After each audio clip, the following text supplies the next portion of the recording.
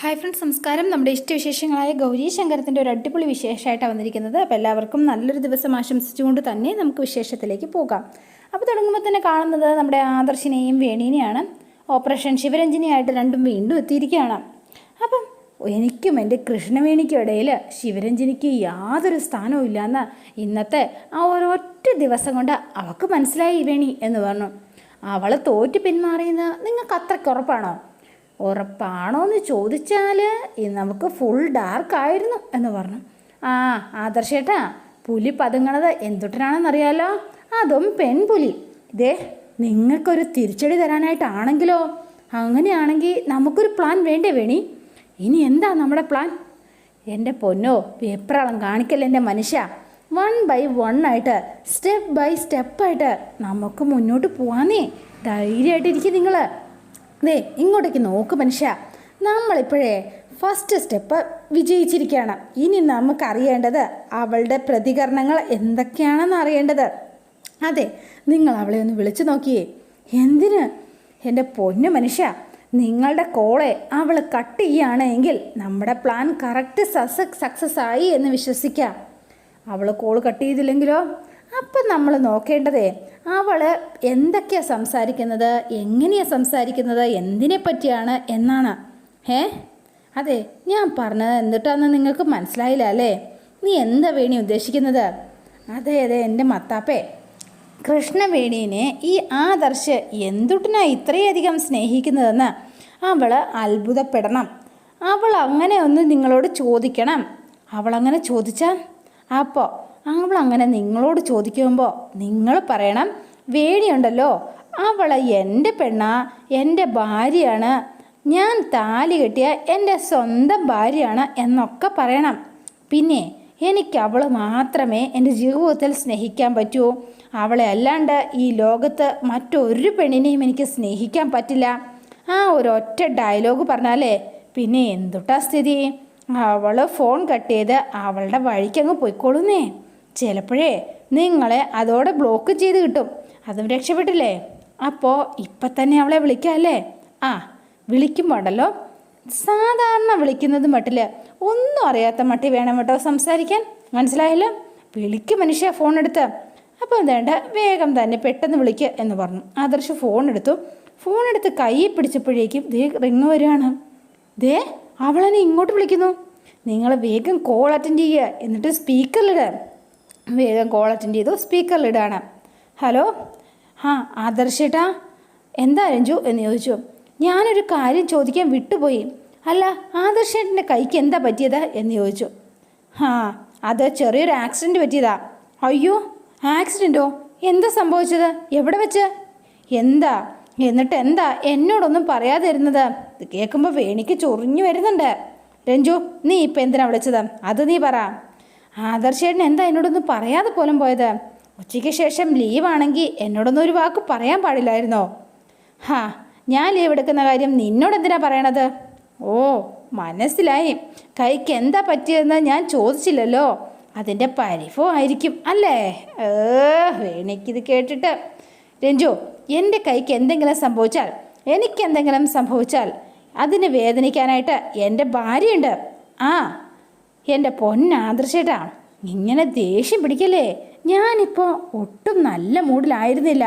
അതുകൊണ്ടല്ലേ കൈക്ക് എന്താ പറ്റിയെന്ന് എനിക്ക് ചോദിക്കാൻ പറ്റാതിരുന്നത്. സോറി ആദർശേട്ടാ, അതിനിങ്ങനെ പിണങ്ങല്ലേ. അതെ, സോറി, സത്യമായിട്ട് സോറി. അപ്പോൾ വേണി ഇതെല്ലാം കേട്ടിട്ട് സഹിക്കുന്നില്ല. നല്ല ദേഷ്യത്തിൽ 2 ഡയലോഗ് അങ്ങോട്ട് കാച്ചു മനുഷ്യ എന്ന് പറഞ്ഞു ഉടനെ വേണി. അപ്പോൾ വേഗം ആദർശ്, രഞ്ജു നിനക്കെന്താ വേണ്ടത്? നീ എന്തിനാ ഇപ്പം എന്നെ വിളിച്ചത്? ആദർശേട്ടാ, ഇങ്ങനെ ദേഷ്യപ്പെടല്ലേ ആദർശേട്ടാ എന്ന് പറഞ്ഞു. അതെ, എന്നെ ദേഷ്യം പിടിപ്പിക്കുന്നവരോടെ ഞാൻ ദേഷ്യത്തിൽ സംസാരിക്കുന്നു പറയുക. അപ്പോൾ വേണി പറഞ്ഞു കൊടുക്കുന്ന അനുസരിച്ച് വേഗം ആദർശ് പറയാണ്, ദേഷ്യപ്പെടും, ഇനിയും ഞാൻ ദേഷ്യപ്പെടും, അത് എൻ്റെ ഇഷ്ടമാണ്. അതെ, എന്നെ ശല്യപ്പെടുത്തുന്നവരോട് ഇങ്ങനെയൊക്കെ സംസാരിക്കാനേ എനിക്കറിയൂ. അപ്പോൾ വേണിക്ക് ഭയങ്കര ദേഷ്യമായിട്ട് ഇങ്ങനെ ഭയങ്കര ഇഷ്ടപ്പെട്ടു. അയ്യോ, ആദർശേട്ടൻ എന്നോട് ദേഷ്യപ്പെടുമ്പോൾ ആ ശബ്ദം കേൾക്കുമ്പോൾ എനിക്കറിയില്ല ആദർശേട്ടാ, എനിക്ക് എന്നെ തന്നെ നിയന്ത്രിക്കാൻ കഴിയാതായി പോവാം ആദർശേട്ടാ. സത്യം, ദേഷ്യപ്പെടുമ്പോൾ ആദർശേട്ടൻ്റെ ശബ്ദം അതെനിക്ക് എന്ത് ഇഷ്ടമാണെന്ന് അറിയോ? ഞാനതിന് അഡിക്റ്റായിപ്പോയി. അപ്പോൾ വേണിയുടെ മൂഡ് മാറി. അതെ, എൻ്റെ ആദർശേട്ടൻ്റെ കയ്യിൽ ഷോൾഡർ ബാൻഡേജ് ഇട്ടേച്ച് കഴിയുന്നിട്ട് ഞാൻ ആകെ തകർന്നു പോയി. സത്യമായിട്ടും എനിക്കെൻ്റെ ആദർശേട്ടനെ അടുത്തിരുന്ന് പരിചരിക്കണം, ആദർശേട്ടൻ്റെ വലങ്കയാവണം. പിന്നെ എനിക്ക് തോന്നുന്നത് ഞാൻ എന്താ ആദർശേട്ടാ ചെയ്യേണ്ടത് എന്ന് ചോദിച്ചു. ഇതോടെ കേട്ടപ്പോഴത്തേനും വേണിൻ്റെ സകല കൺട്രോളും പോയി. വേണി വേഗം തന്നെ ആ ഫോൺ ഇങ്ങെത്താ എന്ന് പറഞ്ഞുകൊണ്ട് അങ്ങോട്ടും ഇങ്ങോട്ടും പിടിക്കുകയാണ്. അപ്പോൾ വേഗം തന്നെ ആദർശ് പിടിച്ചു വാങ്ങിയിട്ട് കോള് കട്ട് ചെയ്തു.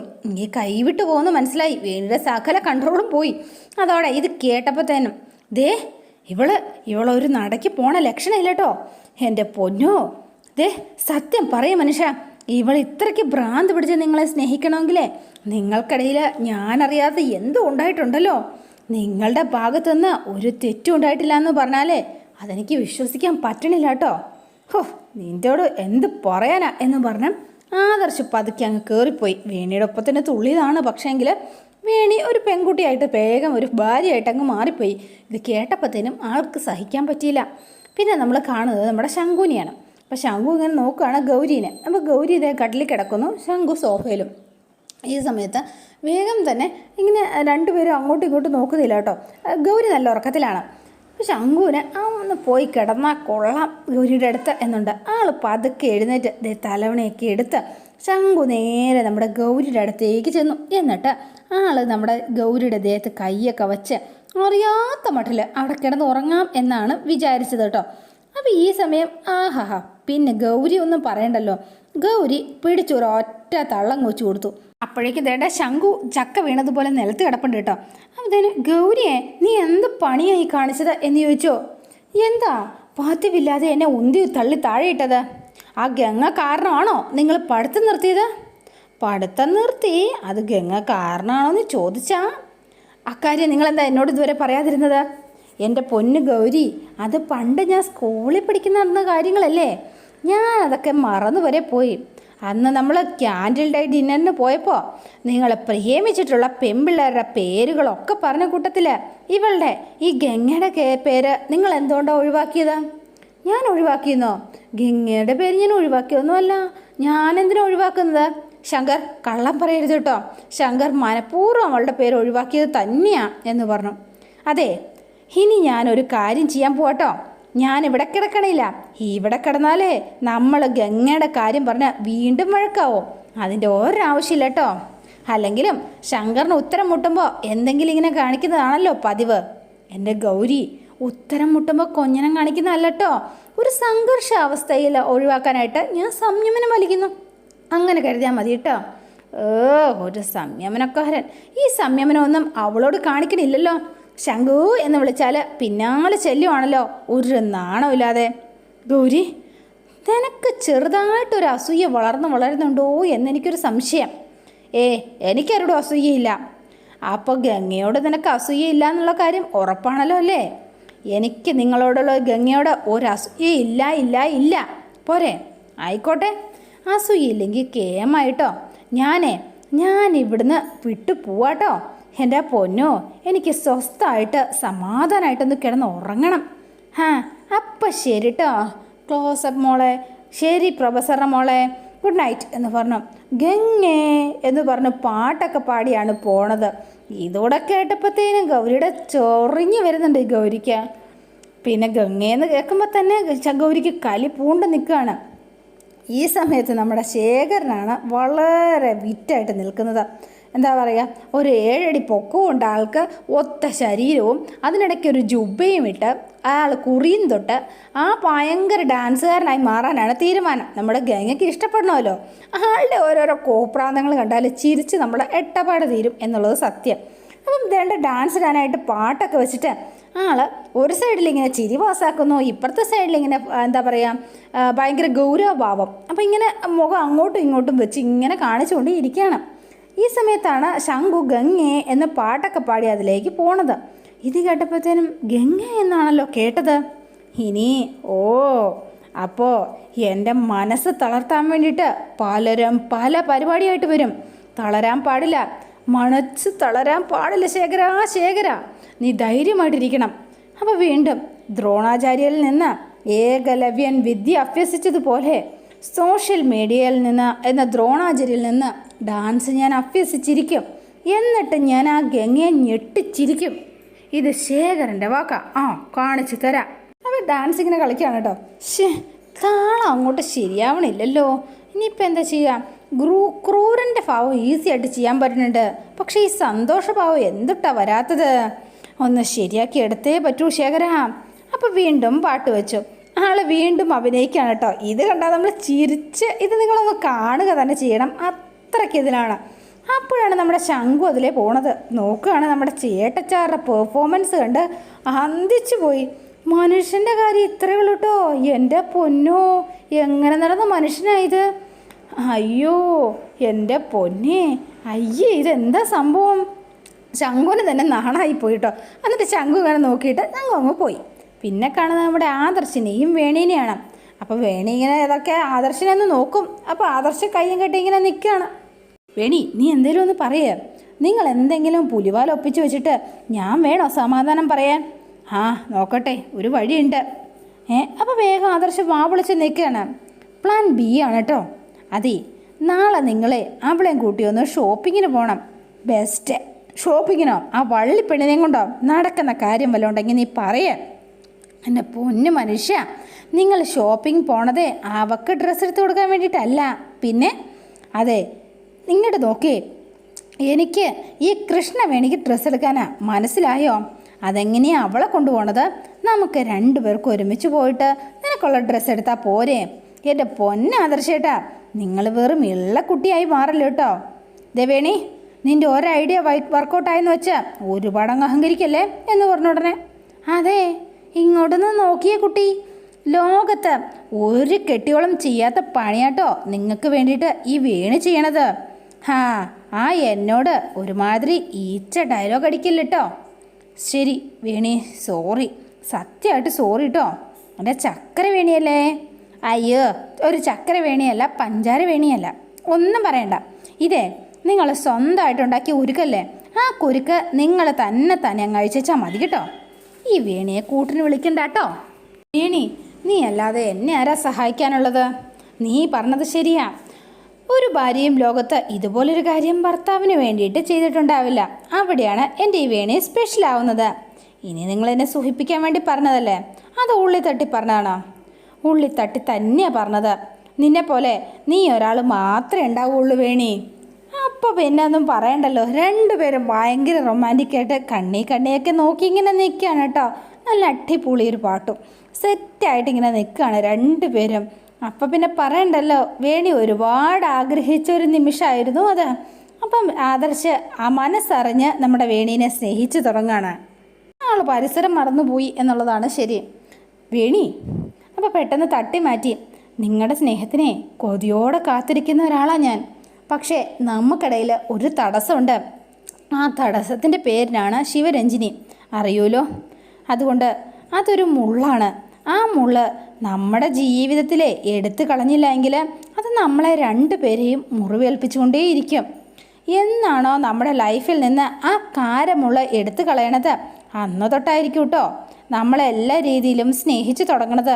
മനസ്സിലാവുണ്ടോ? അപ്പം മത്താപ്പ് ഇങ്ങനെ നിൽക്കുകയാണ്. മത്താപ്പിൻ്റെ സകല കൺട്രോളും പോയി. ആ മൂളെല്ലാം അങ്ങോട്ട് ഉഷാറ് പോരല്ലോ. ഇത്ര ഉഷാറൊക്കെ മതി. അതെ, നീ നിൻ്റെ പ്ലാൻ ബി എന്താണെന്ന് വെച്ചാൽ പറയേ.